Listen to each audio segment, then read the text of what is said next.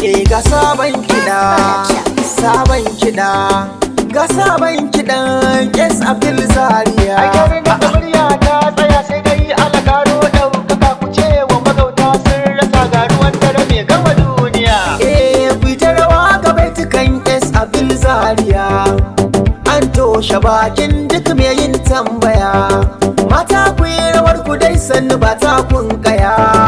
Ai haka duniyar nan take ba komai a ciki rawa rawa. Ga sabon kiɗa kiɗan yayi. Ai haka ai wata girgiza da tamu da ya ana cikin rawa. Jurau ne ke sakawa a zamto sha daka. Ina kalubalantar wanda ya yi musun haka. Murya ta tsaya sai dai alakaro ɗaukaka. Inda su baitukan mata su tashi suna tsaye rawa rawa. Rawa rawa aiye kiɗan rawa rawa.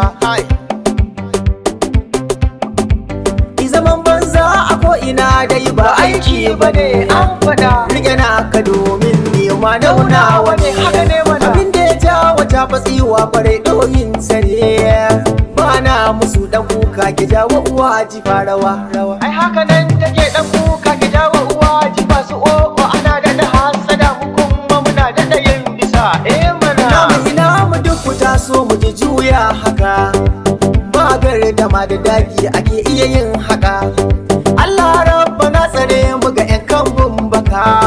Har da macijiya mai sara kamar ba ta kisa rawa. Mana har da macijiya mai sara kamar ba ta kisa ashe. Wai sai luba yanzu an girma wai ni za a ce na ja baya. To na san kitin kina zito ba kya iya yin dakon kaya. Ai na san kitin kina zito kafin kiyo da konkomi. To amma yanzu na shaida komai ya tsaya. Sai mun ci arzikin naki ko da tsiya-tsiya. Ko da sauyinki ya zarce na hawainiya. Idan kuma kinki a cikin gari ki zamto mujiya. Wannan kiɗan DJ Kas ne ke ba mu shi. Faran kwafi S Abdul nake yin baitukan rawa rawa.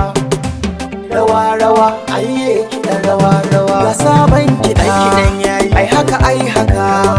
Ai wata girgiza da taku ɗaya ana tsaye rawa rawa. Sama mata kai.